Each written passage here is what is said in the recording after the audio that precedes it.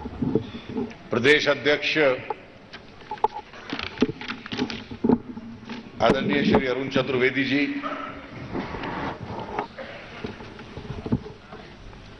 हम सबके वरिष्ठ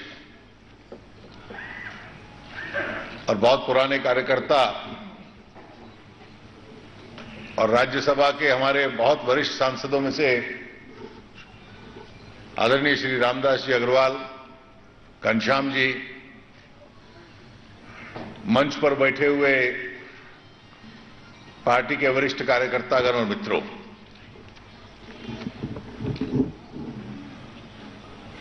सर्वप्रथम मैं आभार व्यक्त करूंगा प्रदेश इकाई का कि जिसने मुझे निमंत्रण दिया इस गोष्ठी में आके आज बोलने का। सच में अरुण चतुर्वेदी जी का बहुत समय से आग्रह था कि इस प्रकार के कार्यक्रम कुछ स्थानों में राजस्थान में हों और निश्चित रूप से अन्य स्थानों में भी समय अनुसार पार्टी का कोई वरिष्ठ केंद्रीय कार्यकर्ता या मैं निश्चित रूप से इस प्रकार के कार्यक्रम जहां वैचारिक विषयों पर और आज की राजनीतिक परिस्थिति पर हम लोग चर्चा कर सकते हैं। आज की राजनीतिक परिस्थिति देश की अपने आप में चुनौतीपूर्ण है। हम एक राष्ट्रवादी दल हैं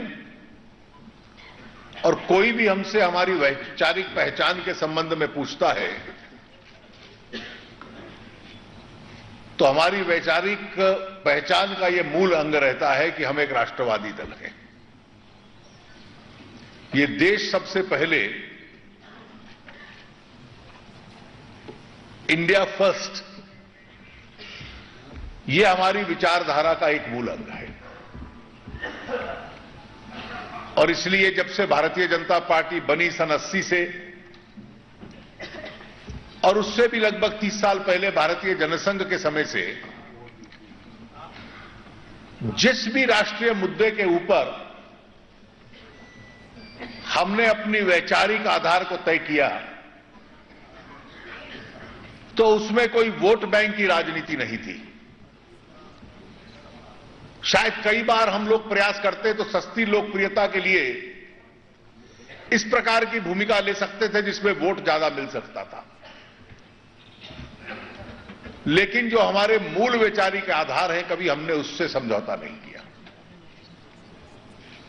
और आज जब स्वतंत्रता के 63 वर्ष बाद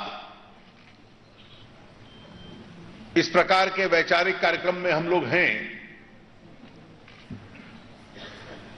तो कई बार हम लोग ऐतिहासिक दृष्टि से उन मुद्दों को देखें जिनके ऊपर हमारी ये वैचारिक पहचान बनी। जब भारतीय जनसंघ का निर्माण हुआ था तो सबसे पहला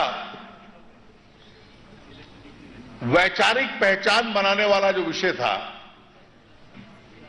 वो डॉक्टर श्यामा प्रसाद मुखर्जी के नेतृत्व में कश्मीर का विषय था। मैं इसलिए इसका जिक्र कर रहा हूं कि हमारी ऐतिहासिक भूमिका जो कश्मीर के संबंध में रही वो अन्य राजनीतिक दलों से भिन्न थी।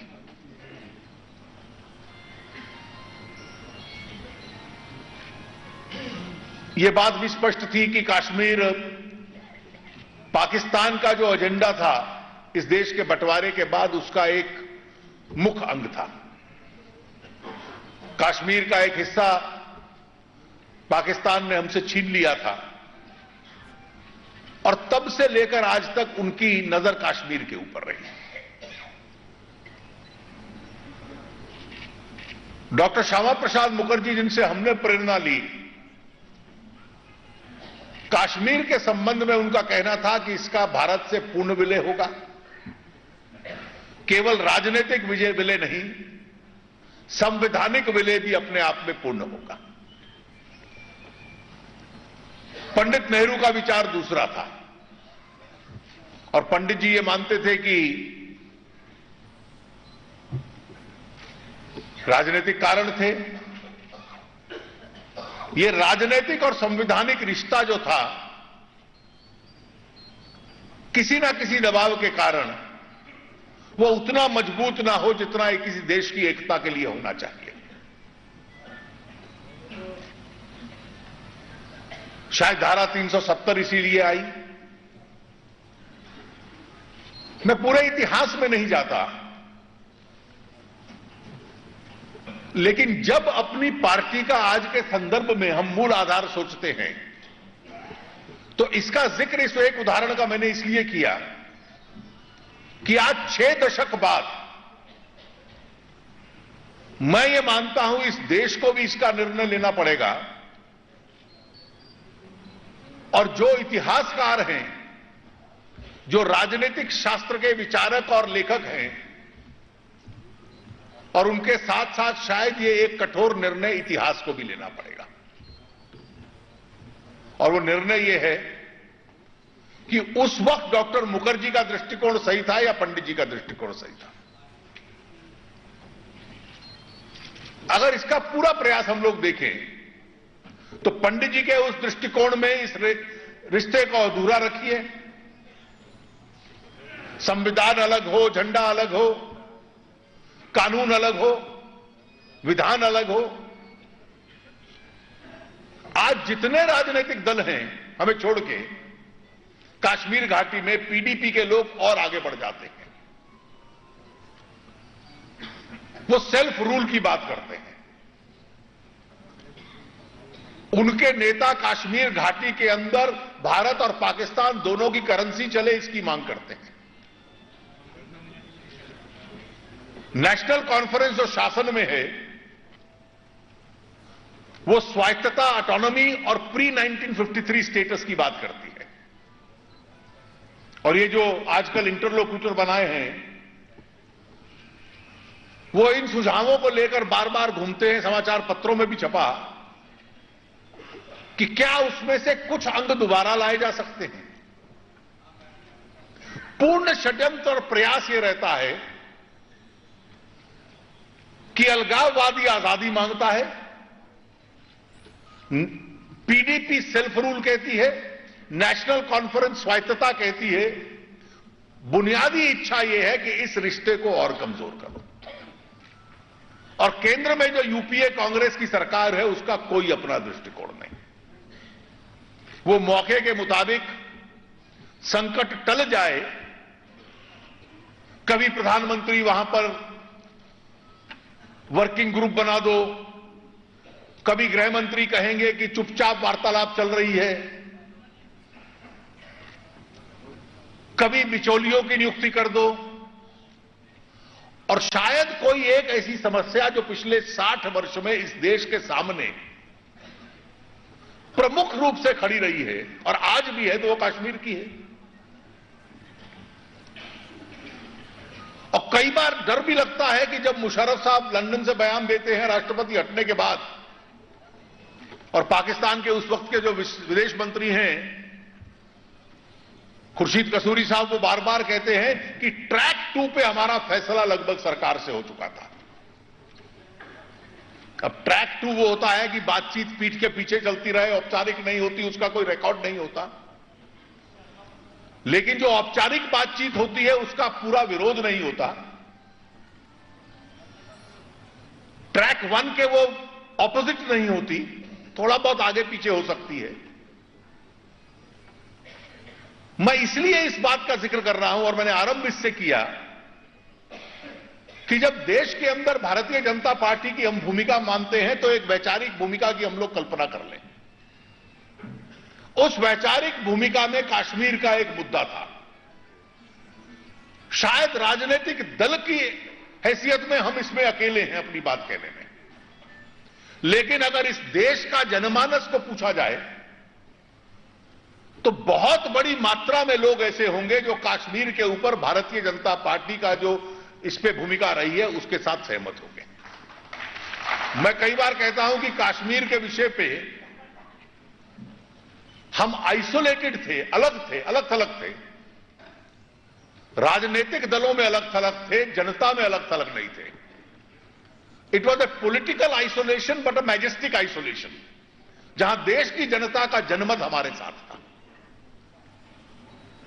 और इसके पीछे एक कारण यह था कि हम वोट बैंक की राजनीति नहीं करना चाहते थे, हम इस देश को मजबूत करने की एक राजनीति करना चाहते थे। केवल कश्मीर का विषय नहीं, ऐसे मैं कई उदाहरण आपके सामने दे दूं। और मैं मानता हूं कि आप में से बहुत अधिक संख्या में लोग यहां कार्यकर्ता हैं। आप आतंकवाद का विषय लीजिए। अमेरिका के लिए तो आतंकवाद की लड़ाई 9/11 से आरंभ हुई थी, और उनको लगता है कि क्योंकि अलकायदा ने, ओसामा बिन लादेन ने 9/11 को ट्विन टावर्स गिरा दिए और अमेरिका के ऊपर एक प्रकार से हमला किया, तो उनका दृष्टिकोण उस दृष्टि से था। लेकिन भारत तो आतंकवाद से बहुत पहले से जूझ रहा था। पाकिस्तान ने पहले युद्ध के माध्यम से कश्मीर छीनना चाहा, उनको बाद में लगा कि भारत की जो परोक्ष ताकत है उसको हराया नहीं जा सकता। दूसरा चरण यह आया कि युद्ध की रास्ता छोड़कर पाकिस्तान एक प्रकार से प्रॉक्सी वॉर की तरफ आ गया, जिसको हम क्रॉस बॉर्डर टेररिज्म कहते थे। 15-16 साल उन्होंने क्रॉस बॉर्डर टेररिज्म चलाया। सैकड़ों की तादाद में वहां ट्रेन होकर लोग आते थे और इस देश के ऊपर, इस यहां के नागरिकों पर हमला करते थे। हम एकमात्र दल थे जो टेररिज्म के खिलाफ कठोर कदम उठाए जाएं, जो इसकी बात करते थे। राजीव गांधी जी जब प्रधानमंत्री थे और इस प्रकार की परिस्थिति पैदा हुई तो उस वक्त वो टाडा का कानून लाए। कानून लाने से टेररिज्म नहीं रुकता, लेकिन टेररिस्ट को सजा देने में सहूलियत हो जाती है। लेकिन इस देश का दुर्भाग्य था कि जब मुंबई में 1993 में बम ब्लास्ट हुए, टाडा का कांग्रेस सरकारों ने कई स्थानों पर दुरुपयोग भी किया, लेकिन उस वक्त टाडा को वापस लिया जाए किसी ने मांग नहीं की। लेकिन जब मुंबई में बम ब्लास्ट हुए और बम चलाने वालों के खिलाफ टाडा का प्रयोग हुआ, जो कि एक उचित प्रयोग था, तो टाडा को हटाने की लड़ाई सेक्युलरवाद की लड़ाई बन गई कि आप टेररिस्ट के खिलाफ कड़ा कानून नहीं ला सकते। और नरसिम्हा राव जी की सरकार ने टाडा को वापस ले लिया। और परिस्थिति यह थी कि इस देश में सेना के जवान, निर्दोष नागरिक, कश्मीर घाटी में भी निर्दोष नागरिक, अन्य स्थानों पर देश में निर्दोष नागरिक आतंकवाद के सामने शहीद हो रहे थे। पूर्व उत्तर में कई प्रकार का आतंकवाद था। दक्षिण में जो कांग्रेस सरकार की गलत नीतियां थी, वहां एलटीटी सक्रिय हो रही थी। बीच में तो पंजाब में आतंकवाद था। लेकिन यह विडंबना थी और दुर्भाग्य था कि अटल जी जब आए और टेररिज्म के खिलाफ लड़ाई लड़ी, आप इसमें एक चित्र देखिए। इंदिरा जी के जमाने में, राजीव जी के जमाने में, नरसिम्हा राव जी के जमाने में जब कभी हम अंतर्राष्ट्रीय मंच पर जाते थे तो पाकिस्तान कश्मीर की बात करता था। अटल जी की सरकार ने जो विदेश नीति का संचालन किया तो कश्मीर का विषय एक प्रकार से एजेंडा से हट गया और क्रॉस बॉर्डर टेररिज्म का विषय सामने आ गया। विदेश नीति में भी ये जो आज कहावतें, आज सुबह भी मैं देख रहा था टेलीविजन पे चिदंबरम साहब कह रहे थे, terrorism as an instrument of state policy, Pakistan इसका प्रयोग करता है, ये सब मुहावरे उस वक्त के हैं। और जब क्रॉस बॉर्डर टेररिज्म की बात आ गई और यह कहा कि कश्मीर में बात हो ही नहीं सकती या किसी अन्य विषय पे नहीं हो सकती, आप आतंकवाद समाप्त कीजिए। जनवरी 2004 में जो अटल जी का और मुशर्रफ साहब का समझौता हुआ, उसमें यह लिखा गया बातचीत होनी चाहिए, लेकिन उसका आधार यह होगा कि पाकिस्तान की भूमि को भारत के खिलाफ, आतंकवाद के खिलाफ प्रयोग नहीं किया जाएगा।